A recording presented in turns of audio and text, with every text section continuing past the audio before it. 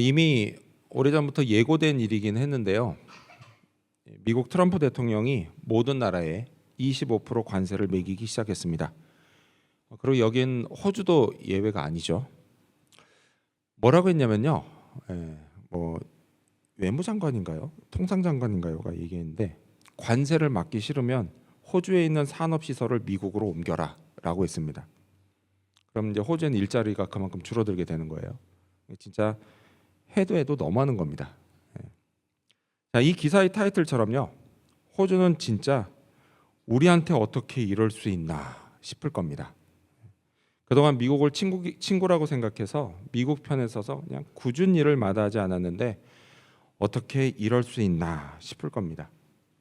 트럼프가 중요하게 여기는 돈과 힘의 논리에 따라 호주는 더 이상 친구가 아닌 겁니다. 자, 이와는 반대로 트럼프가 앞서 한번 대통령이었던 적이 있었죠. 그때 트럼프를 싫어하고 갈등을 빚었던 아마존의 제프 베이조스, 또 애플의 팀 쿡, 또 페이스북의 마크 저크버그 등 미국의 빅테크 기업의 CEO들이 지금은 트럼프에게 잘 보이려고 취임식에 죄다 몰려갔습니다. 자, 이런 행보에 대해서 트럼프가 이런 말을 했죠. 그들이 전에는 나와 싸웠지만 지금은 내 친구가 되고 싶어 한다. 자, 이렇게 돈과 힘의 논리에 따라 어제의 친구가 오늘의 적이 되기도 하고 반대로 어제의 적이 오늘의 친구가 되기도 합니다. 자, 성경을 보면 예수님께도 누군가를 친구로 여기는 기준이 있었다는 걸 알 수 있습니다. 복음서들을 보면요, 예수님이 누구를 친구라고 부르신 장면이 2번 나옵니다. 자, 예수님을 하나님이 보내신 메시아 그리스도로 믿는 사람, 즉 구원의 진리를 믿는 사람을 친구로 여기십니다. 2000년 전에 제자들에게 그렇게 하셨고 오늘 21세기 우리에게도 그렇게 여기십니다. 자, 오늘 본문은요, 예수님이 제자들을 친구라고 부르시면서 하신 말씀입니다. 이게 12장 4절부터 시작되는데요. 그 직전인 1절에서부터 3절까지는 예수님이 바리새인들의 외식, 곧 위선적인 삶을 지적하는 말씀을 하십니다. 자, 이 바리새인들이요, 예수님을 싫어했습니다. 그래서 당연히 예수님을 따르는 사람들도 싫어했어요. 그래서 위협하고 핍박했습니다. 자, 이런 박해는 훗날 예수님이 승천하신 후에도 계속됐습니다. 제자들에게 말이죠. 자, 이런 박해를 어떻게 대처해야 할지 그걸 주님이 제자들에게 말씀하십니다. 자, 그렇다면 예수님은 과연 뭐라고 말씀하셨을까요? 구원의 진리를 믿고 따르는 우리가 꼭 명심해야 할 것은 과연 무엇일까요? 또한 이로 인해 겪는 삶의 다양한 어려움을 우리는 어떻게 쳐나갈 수 있을까요? 이를 살펴보면서 예수님의 친구인 오늘 우리에게 주시는 교훈을 함께 알아보고자 합니다. 먼저 첫 번째로 주님은 하나님을 두려워하라고 말씀하십니다. 첫 번째로 예수님은 하나님을 두려워하라고 말씀하십니다. 자, 여러분, 이 당시 제자들과 오늘 우리가 다른 점이 있습니다. 그게 뭘까요? 그거는요, 우리는 바리새인들에게 박해받지 않는다라는 겁니다. 그래서 바리새인들에 대한 두려움이 없어요. 하지만 여러분, 출처가 다를 뿐이죠. 또 다른 두려움이 여전히 존재합니다. 바로 사탄이 세상을 통해서 주는 두려움이에요. 자, 오늘 이곳 호주에서요, 이민자로 또 유학생으로 사는 우리에게 사탄이 끊임없이 두려움을 줍니다. 어떤 게 있을까요? 바로 불확실한 미래에 대한 두려움이에요. 그래서 어린 학생들은 내가 좋은 대학에 못 가고 또 졸업을 못해 나중에 별 볼 일 없는 사람이 되면 어떻게 하나라는 두려움이 있습니다. 자, 그리고 또 청년들은요, 변변한 직업을 갖지 못해 사람 구실을 못하고 그래서 결혼도 못하면 어떻게 하나라는 두려움이 있습니다. 또 장년들은요, 식구들을 먹여 살리지 못하면 어떻게 하나라는 두려움이 있고요. 또 당장 어디가 아프면 어떡하나라고 하는 두려움도 있습니다. 근데 여러분, 사실 이건요, 꼭 이민자나 유학생이 아니어도 세상 사람 누구나 느끼는 두려움입니다. 불확실한 미래에 대한 두려움. 사탄이 그걸 이용해서 우리를 끊임없이 두렵게 만듭니다. 문제 하나가 해결된다 싶으면 또 다른 문제가 터져서 끊임없이 염려하고 걱정하게 만듭니다. 자, 이 같은 두려움을 느끼는 우리에게 주님이 두려워하지 말라고 말씀하십니다. 그러시면서 너희가 진짜 두려워해야 할 대상이 따로 있다고 말씀하십니다.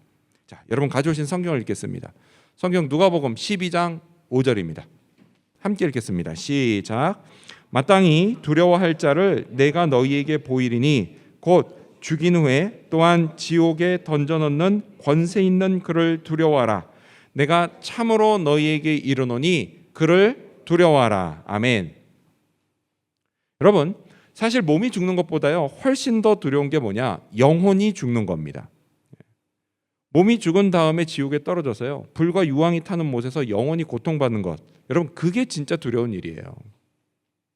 자, 인간에게 그렇게 할 권세가 누구에게 있죠? 하나님께 있습니다. 그래서 우리가 진짜 두려워할 대상은 하나님이다라는 거예요. 하나님을 진정 두려워하기 시작하면요 그때부터는 다른 두려움이 별로 두렵지 않게 느껴집니다. 제가 얼마 전에 본 재미있는 사진이에요. 자, 이 할아버지가요 독일 사람입니다. 독일 사람인데 2차 대전 때 급강하 폭격기인 슈투카의 조종사였다 그래요. 슈투카 아마 남자분들은 아실 거예요. 2차 대전 영화 보면 그렇게 폭격하던 게 급강하 폭격기 있습니다. 여러분 이게 급강하면서 떨어지는 속도가 롤러코스터의 한 2~3배는 빠르다 그래요. 자, 이걸 수도 없이 경험했으니 이 정도는 하나도 안 무서웠던 겁니다. 자, 이 할아버지처럼요 진짜 큰 두려움을 경험하고 그걸 극복해 본 사람은요 어지간한 두려움은 별로 두려워하지 않습니다. 하나님을 두려워하는 것도 마찬가지예요. 하나님을 진짜 두려워할 줄 아는 사람은요 살면서 겪는 어지간한 일은 별로 두려워하지 않습니다. 그게 건강 문제든 돈 문제든 진로 문제든 뭐 자식 문제든 뭐든 하나님을 두려워하면요 그런 걸로 별로 두려워하지 않게 돼요. 따라서 여러분 우리는 하나님을 두려워해야 합니다. 자, 그렇다면 하나님을 두려워하는 것, 그건 구체적으로 뭘까요? 어떻게 하는 게 하나님을 두려워하는 걸까요? 두려워하다. 영어 성경을 보면은 한국 말은 영어 성경은 그냥 fear라고 하는 단어로 돼 있죠. 근데 이 fear라는 단어가 한글 성경에 보면 어디는 두려워하다라고도 번역돼 있고 어디는 경외하다라고도 번역돼 있어요. 맞아요. 두려워하다, 경외하다 같은 뜻이에요. 주님이 말씀하시는 건요 하나님을 경외하라는 뜻이에요. 이건 먼저 어떻게 해요? 하나님을 창조주로 인정하는 겁니다. 나를 세상에 존재하게 하신 분으로 믿는 거예요. 그러면서 또한 하나님을 내 인생의 주관자로 믿는 겁니다. 내가 태어나서 죽을 때까지 겪는 모든 일들, 그게 좋은 일이든 나쁜 일이든 모든 것을 다 하나님이 계획하시고 또 선하게 이끌어 가신다, 이걸 믿는 겁니다. 그게 하나님 경외하는 거예요. 여러분 이렇게 우리가 하나님을 경외할 때 우리는요 세상살이에서 오는 두려움을 이길 수 있습니다. 믿으시기 바랍니다. 우리가 두려움을 이길 수 있는 이유는요 하나님이 우리를 귀하게 여기시면서 돌보시기 때문이에요. 그걸 주님이 이렇게 말씀하십니다. 6절 이어서 읽겠습니다. 6절 시작. 참새 5마리가 두 아사리온에 팔리는 게 아니냐.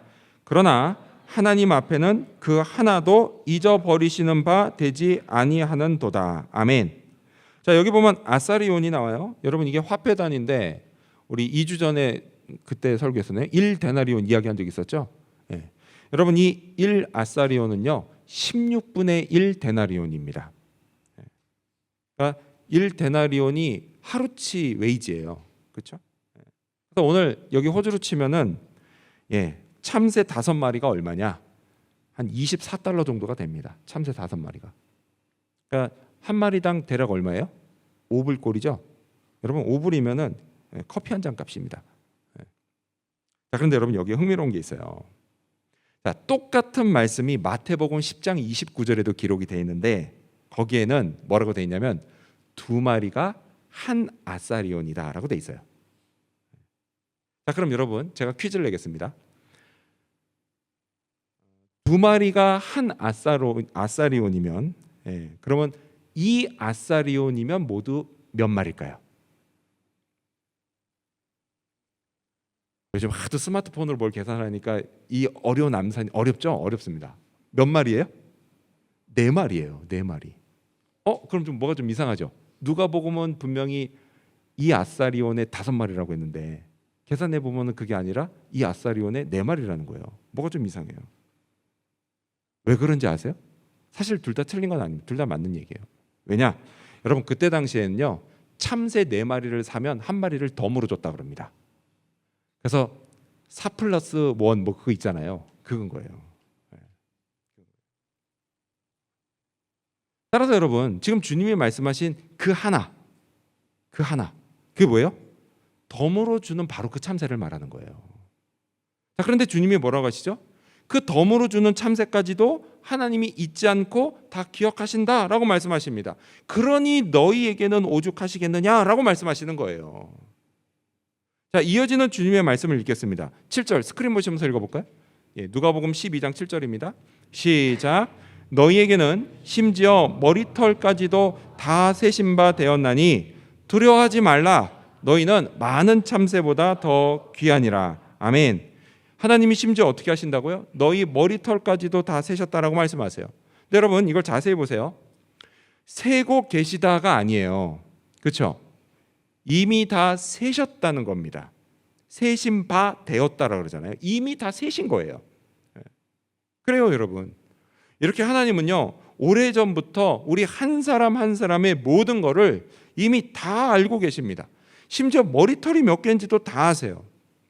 여러분 머리털은요 우리 신체 부위 중에서 가장 하찮은 거라고 말할 수가 있습니다. 뭐 물론 탈모로 고생하시는 분들도 있지만 그런 분들 아니라고 하면요 머리카락이 빠지는 걸 되게 아까워하는 사람은 아무도 없습니다. 몇 개나 빠진지도 솔직히 몰라요. 며칠 지나고 이렇게 머리 말린 데를 딱 보면은 노르스름한 카페트가 어느 순간 검은스름해져 있잖아요. 솔직히 몇 개가 빠진지도 모릅니다. 그걸 아까운 사람은 없어요. 아까워하는 사람은 솔직히 없습니다. 별로 신경 쓰지도 않아요. 이렇게 어떻게 보면 우리 신체 부위에서 가장 하찮은 부위예요. 근데 여러분 이렇게 하찮은 거지만 그것까지도 다 세실 만큼 하나님이 우리를 아주 세심하게 돌보신다라는 거예요. 아주 귀하게 여기신다라는 겁니다. 여러분 이 사실을 믿으시기 바랍니다. 따라서 여러분 살면서 부딪히는 문제들 때문에 너무 두려워하지 마십시오. 하나님이 우리를 돌보십니다. 또요 앞으로 어떻게 살아야 할지 걱정이 돼도요 너무 두려워하지 마십시오. 하나님이 우리를 돌보십니다. 또 사탄이 주는 괜한 불안감 때문에 너무 두려워하지 마십시오. 하나님이 우리를 돌보십니다. 덤으로 주는 참새까지도 챙기시는 하나님이 우리를 안 챙기시겠습니까? 챙기십니다. 아멘. 따라서요 내 마음에 어느 순간 불현듯 두려움이 밀려올 때 그때요 하나님을 더욱 경외하십시오. 수시로 하나님을 생각하십시오. 내게 베푸신 은혜와 사랑을 기억하십시오. 이를 위해서요 성경 말씀을 읽고 묵상하는 게 좋습니다. 또는 찬양을 듣고 부르는 것도 좋습니다. 내 생각을 예수님께 집중하고 성령의 도우심을 구하면서 기도하는 것도 좋습니다. 이렇게 하나님을 경외하시기 바랍니다. 이를 통해서 세상이 주는 두려움을 이겨내시기 바랍니다. 이런 우리를요 주님이 기뻐하십니다. 이 사실도 믿으시기 바랍니다. 이러한 믿음으로 하나님을 늘 경외하면서 살아가는 저와 여러분이 되시기를 축원합니다. 주님, 친구에게 뭐라고 말씀하셨을까요? 두 번째로 주님은 예수님을 시인하라고 말씀하십니다. 두 번째로 주님은 예수님을 시인하라고 말씀하십니다. 자, 주님의 말씀이 이어집니다. 자, 이번에는요 주님, 예수님에 대해서 우리가 어떻게 해야 하는지를 말씀하십니다. 8절 여러분 성경 보시면서 읽겠습니다. 시작. 내가 또한 너희에게 말하노니 누구든지 사람 앞에서 나를 시인하면 인자도 하나님의 사자들 앞에서 그를 시인할 것이요. 아멘. 여러분 이 8절 말씀을 정확히 이해하기 위해서는요 몇 가지 단어의 정의가 필요합니다. 자, 먼저 여기 보면은 인자라는 단어가 나와요. 인자. 이거는 무슨 뜻이냐? 사람의 아들이라는 뜻이에요. 예수님이요 자기 자신을 가리킬 때 즐겨 사용하신 단어가 인자입니다. 인자. 자, 예수님 하나님의 아들이십니다. 아멘. 그렇죠? 그러면서 동시에 사람 마리아의 아들이기도 했습니다. 자, 모든 사람을 구원하기 위해서 대속제물은 거룩하신 하나님이시면서 동시에 인간이어야 합니다. 그게 바로 누구예요? 예수님이세요. 예수님. 그래서 예수님이 자기를 인자라고 부르시는 겁니다. 자, 그리고 또 뭐가 나오죠? 이 말씀 보면 8절에 보면 하나님의 사자들 앞이 나와요. 그렇죠? 여러분 여기는요 인간이 죽은 다음에 서게 될 하나님의 심판대 앞을 말합니다. 거기서 심판을 받아요. 하지만요, 면제받는 사람이 있습니다. 자, 그게 누군지는 잠시 후에 알아보겠습니다. 자, 예수님은요, 사람들 앞에서 예수님을 시인하는 사람은 예수님도 그 사람을 하나님의 심판대 앞에서 내가 너를 안다 라고 시인하실 거다 라고 말씀하십니다. 근데 여러분, 이거는요 결코 흘려들으면 안 되는 말씀이에요. 저와 여러분 그리고 세상 모든 사람에게 이건요 진짜 중요한 문제이고 진짜 중요한 말씀입니다. 왜냐하면요, 그렇게 예수님이 시인하시는 사람은 심판을 면제받기 때문이에요. 지옥에 떨어지지 않고요, 천국에서 영원한 안식을 누릴 수 있기 때문이에요. 따라서 여러분, 우리는 어떻게 해야 돼요? 사람들 앞에서 예수님을 시인해야 합니다. 아멘. 자, 우리 옆 사람 보시면서 인사하겠습니다. 우리 예수님을 시인합시다. 우리 예수님을 시인합시다. 예, 우리 예수님을 시인해야 됩니다. 중요한 문제예요. 자, 예수님 시인하는 거, 그게 뭘까요? 그건요, 내가 예수님을 나의 구원자로 믿는다고 고백하는 거예요. 근데 어떤 분은 이렇게 생각하실 수가 있죠. 아니, 그냥 뭐 마음으로 믿으면 됐지, 그걸 굳이 또 입으로 고백할 필요가 있냐, 그렇게 입으로 시인할 필요가 있냐, 너무 가식적인 거 아니야? 이렇게 생각하는 분이 있을 수도 있어요. 하지만 여러분, 그렇지가 않아요. 여러분, 이거 매우 중요한 거예요. 자, 그 이유는요, 앞서도 말씀드린 것처럼 그래야만 나중에 하나님의 심판대에서 예수님이 우리를 시인해 주시기 때문이에요. 그게 중요한 겁니다. 그리고 또 한 가지 중요한 이유가 있어요. 그게 뭐냐? 그건 바로 그렇게 하는 고백을 통해서 내 믿음이 분명해지고 확실해지기 때문입니다. 자, 이에 관해서 성경이 이렇게 말씀합니다. 우리 스크린 보시면서 같이 읽어볼까요? 로마서 10장 10절입니다. 시작. 사람이 마음으로 믿어 의에 이르고 입으로 시인하여 구원에 이르느니라. 아멘. 자, 마음으로 믿은 것이 입술의 고백을 통해서 확증되는 겁니다. 그렇습니다, 여러분. 여러분, 우리가 무엇을 믿죠? 여러분, 우리는요, 예수님이 십자가에서 내 죄값을 대신 치르고 죽으신 걸 믿습니다. 아멘. 이 믿음으로 우리가 하나님께 죄를 용서받고 구원을 받은 것을 믿습니다. 아멘. 이렇게 예수님이 나의 구원자이신 것을 믿습니다.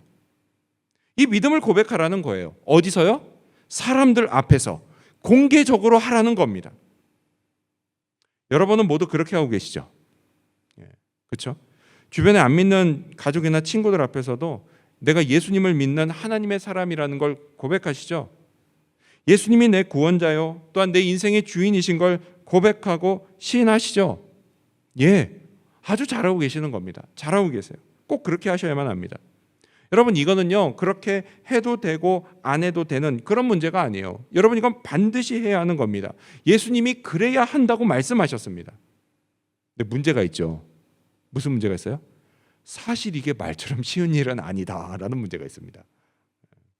너무 어려워하시는 분들이 있어요. 왜요? 너무 부끄럽게 생각이 됐어요.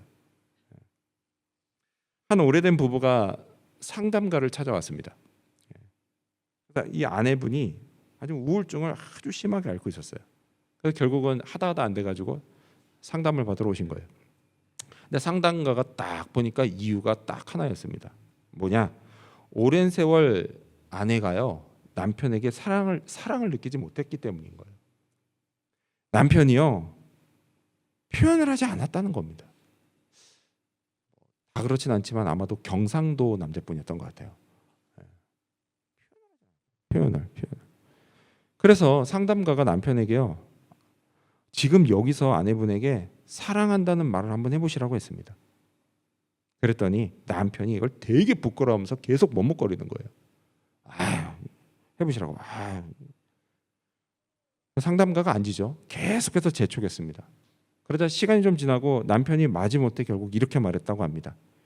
그럼 사랑하는 셈 칩시다. 근데 여러분, 어쩌면 우리도요, 예수님을 믿는 셈 치고 있지는 않을까요? 믿음을 고백하고 시인하지 않으면요, 그렇게 되는 거예요. 한편 시인이라고 하는 건요, 이게 꼭 말이 아니라 다른 방식으로도 할 수 있습니다. 뭐 예를 들어서 이런 거죠. 남들과 같이 밥을 먹을 때 먹기 전에 기도하는 것, 그것도 시인하는 겁니다. 또요, 내가 충분히 속일 수 있는 상황인데 거기서 꾹 참고 정직하게 행하는 것, 그것도 시인하는 겁니다. 또 이런 것도 있죠. 내 생활의 우선순위를 하나님께 두는 거예요. 물론 남들과 어울려서 놀거나 운동하는 거 필요합니다. 그렇게 하셔야 돼요. 하지만요, 그게 예배와 겹칠 때 과감하게 예배 우선순위를 두는 것, 그것도 시인하는 거예요. 이 밖에도요, 우리가 사람들 앞에서 믿음을 고백하고 시인할 수 있는 방법들이 많습니다. 그걸 찾아서 시도하면 됩니다. 근데 그래도요, 여전히 나는 못한다고 생각하시는 분이 있을 겁니다. 자, 그 사람에게요, 주님이 이렇게 말씀하십니다. 우리 스크린 보시면서 읽어볼까요? 9절입니다. 시작. 사람 앞에서 나를 부인하는 자는 하나님의 사자들 앞에서 부인을 당하리라. 아멘. 이 말씀을 꼭 명심하시기 바랍니다. 예수님을 시인하고 안 하고는요, 내 구원 및 영원한 생명과 직결되는 문제입니다.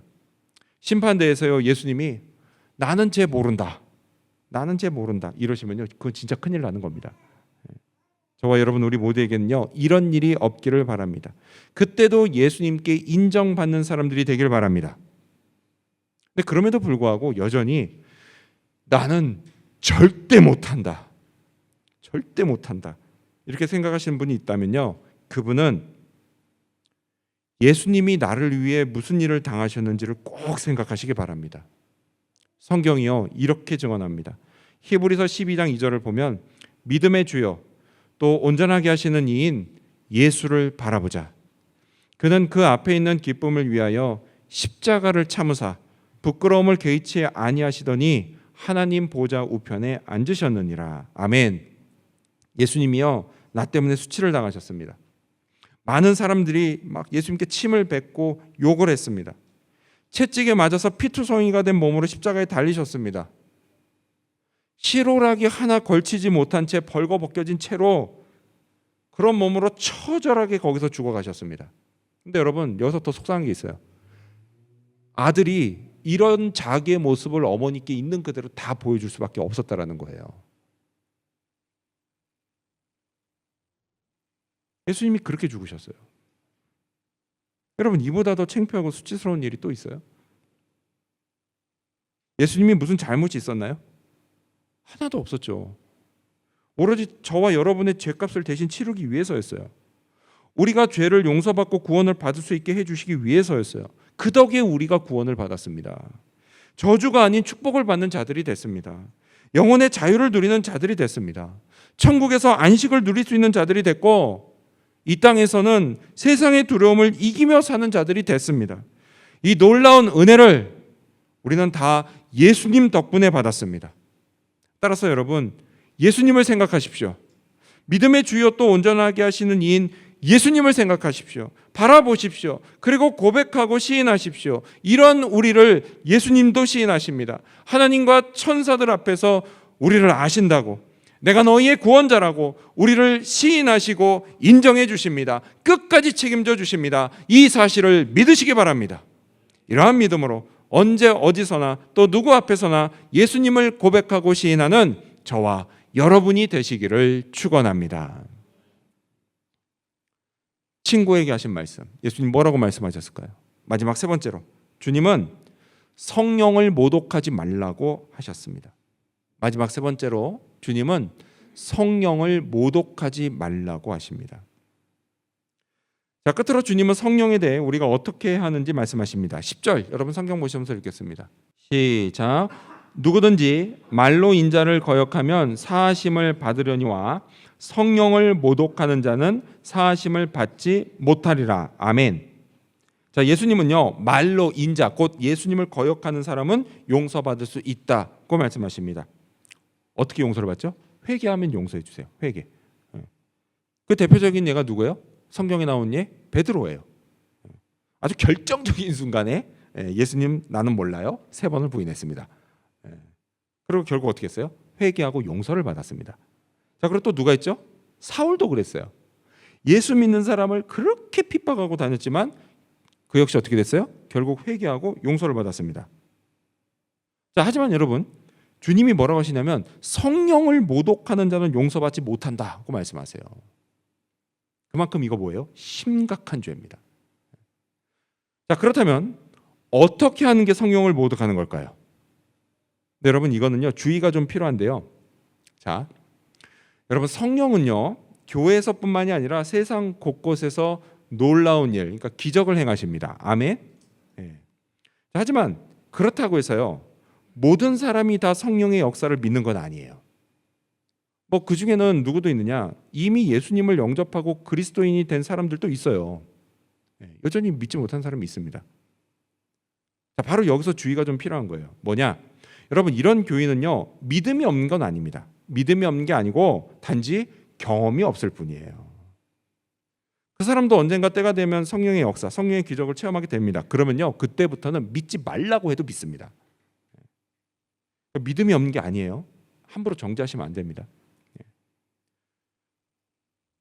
자, 따라서 이게 뭡니까? 성령의 역사와 기적을 믿지 못한다고 해서 그거 가지고 무작정 성령을 모독했다 이렇게 말하면 안 된다는 거예요. 자, 여러분 10절에서 주님이 말씀하신 성령을 모독한 죄는 이런 겁니다. 자, 여러분 우리는요 예수님을 나의 구원자와 주인으로 믿고 마음에 영접했습니다. 그렇죠? 근데 여러분 이거는요 내 힘으로 된 게 아니라 성령이 그렇게 되도록 해주신 겁니다. 아멘. 성령의 역사로 된 거예요. 근데 이걸 부정하고 거부하는 것, 그게 10절에서 주님이 말씀하신 성령을 모독하는 죄입니다. 그럼 그 사람은 구원을 받지 못해요. 그럼 어떻게 됩니까? 죄를 용서받지 못하는 겁니다. 사하심을 받지 못해요. 자, 따라서 여러분 내 마음을 여시고 예수님을 구원자로 믿게 해주신 성령을 찬양하시기 바랍니다. 지금 이 순간에도 내가 구원받은 하나님의 백성, 하나님의 자녀라는 사실을 확신시켜 주시는 성령을 찬양하시기 바랍니다. 여러분 성령은요 성부 하나님, 성자 예수님과 더불어서 삼위일체를 이루시는 하나님이십니다. 경배를 받으시기 합당한 하나님이십니다. 따라서 여러분 우리가 예배를 드릴 때 성령 하나님도 예배해야 합니다. 우리를 구원받을 수 있게 하신 성령을 예배하시기 바랍니다. 자, 다시 본문으로 돌아와서요. 자, 주님은요 우리가 성령을 모독하지 말아야 할 뿐 아니라 또한 성령을 적극적으로 의지하라고 말씀하십니다. 그게 두려움을 이기는 길입니다. 자, 11절과 12절 여러분 성경 보시면서 읽겠습니다. 시작. 사람이 너희를 회당이나 위정자나 권세 있는 자 앞에 끌고 가거든 어떻게 무엇으로 대답하며 무엇으로 말할까 염려하지 말라. 마땅히 할 말을 성령이 곧 그때에 너희에게 가르치시리라 하시니라. 아멘. 자, 여러분 제자들이 끌려간다 그러죠? 그럼 왜 끌려갈까요? 자, 그 이유가 여기 나와 있지는 않습니다. 그건 어디에 있느냐? 마태복음에 나와 있습니다. 자, 동일한 사건을 다룬 마태복음을 보면요, 마태복음 10장 18절에 이렇게 되어 있습니다. 또 너희가 나로 말미암아 총독과 임금들 앞에 끌려가리니 이는 그들과 이방인들에게 증거가 되게 하려 하심이라 라고 말씀하세요. 자, 제자들이 왜 끌려간다고요? 주님이 뭐라고 하시죠? 나로 말미암아 라고 말씀하세요. 맞습니다. 예수님으로 인해서, 예수님을 믿기 때문에, 예수님을 따라 살기 때문에 그래서 끌려가는 겁니다. 끌려가서요 많은 사람들 앞에 믿음을 고백하게 됩니다. 그러니까 사실 이거는 영적으로 보면 되게 영광스러운 일이에요. 그렇죠? 하지만 여러분 영광스럽긴 하지만 그렇다고 당장 기쁜 일은 또 아닙니다. 왜죠? 거기 끌려가서 거기서 무슨 일을 당할지 모르기 때문이에요. 온갖 수치를 당할 수도 있고요. 또 내가 지금까지 잘 살아온 공동체에서 쫓겨날 수도 있습니다. 심지어 죽을 수도 있어요. 근데 여러분 신앙생활이라고 하는 게 원래 이런 거예요. 열심히 하면 좋은 일도 생기지만요 동시에 나쁜 일도 생깁니다. 예수님을 열심히 믿고 따르면 곤란한 상황에 처할 때가 있어요. 또요 하나님이 내게 맡겨주신 일을 열심히 해도 이런 일을 당할 수 있습니다. 그래서 주님이 말씀하신 것처럼요 많은 사람들 앞에 세워지는 일을 당할 수도 있습니다. 나 하나를 세워놓고요 가운데 세워놓고 사람들이 삥 둘러 앉아서 눈에 불을 켜고 덤비는 일이 벌어질 수도 있어요. 어떻게든 내 흠집을 잡으려고 막 안달낼 때가 있습니다. 여러분 근데 이런 일은요 솔직히 사람을 곤란하게 만드는 정도가 아니라 이거는 사람을 죽이는 겁니다. 인격살인이에요. 만약 이런 일을 당하면 그때는 어떻게 해야 할까요? 주님은요 염려하지 말라고 하십니다. 거기서 내가 할 말을 성령이 가르쳐 주신다고 하세요. 이 약속을 믿으셔야 합니다. 요한복음에서 주님은 성령을 이런 분이라고 말씀하십니다. 우리 같이 읽어볼까요? 요한복음 14장 20절입니다. 시작. 보혜사 곧 아버지께서 내 이름으로 보내실 성령 그가 너희에게 모든 것을 가르치고 내가 너희에게 말한 모든 것을 생각나게 하리라. 아멘. 성령이 가르쳐 주시고 인도해 주십니다. 이 약속을 믿어야 합니다. 믿으면 그대로 이루어집니다. 마음속으로요 간절히 성령을 구하십시오. 그리고 내 감정이 아니라 성령을 철저히 의지하십시오. 그러면 성령이 역사하십니다. 그리고 그 이후의 일도 성령이 다 이끌어 가십니다. 따라서요 상황이 당장 좋아지지 않는 것 같아도 조금만 더 인내하십시오. 그러면요 결국 좋아집니다. 성령이 역사하시는 걸 보시게 될 겁니다. 이런 경험들이 하나씩 둘씩 쌓여가면서 그러면서 믿음이 커집니다. 성령을 확신하게 됩니다. 이 사실을 믿으시기 바랍니다. 여러분 성령을 의지하십시오. 이를 위해서요 평소에 성령을 많이 생각하십시오. 여러분 사람은요 자기가 평소에 생각하는 게 말로 나와요. 성령을 생각하면 성령이 나옵니다. 성령이 가르쳐 주시는 주님의 말씀이 내 입을 통해서 나와요. 그 말씀이 내 영을 살리기도 하고요. 그 말씀이 또 다른 사람의 영을 살리기도 합니다. 내 친구를 살리기도 하고요. 내 가족을 살리기도 합니다. 소그룹 모임을 함께하는 교인들을 살리기도 합니다. 내 삶의 자리들에 있는 다른 사람들을 살립니다. 여러분 이게 얼마나 감사하고 또 좋은 일입니까? 저와 여러분 우리 모두가요 성령이 역사하시는 통로로 쓰임받기를 바랍니다. 이를 위해서 성령으로 충만하기를 바랍니다. 성령 충만을 위해 기도하기 바랍니다. 성령을 따라 행하려고 하시기를 바랍니다. 이런 우리를 성령이 인도하십니다. 세상살이의 두려움을 견디고 이기는 자들이 되게 하십니다. 그리고 예수님을 세상에 전하는 제자들이 되게 하십니다. 하나님 나라의 귀한 일꾼들이 되게 하십니다. 이를 통해서 축복된 인생의 길을 걸어가게 하십니다. 이 사실도 믿으시기 바랍니다. 이러한 믿음으로 이번 한 주도 성령을 의지하며 믿음의 행진을 계속해 나가는 저와 여러분 그리고 우리 지구촌 교회 모든 성도님들이 되시기를 주님의 이름으로 축원합니다. 기도하겠습니다.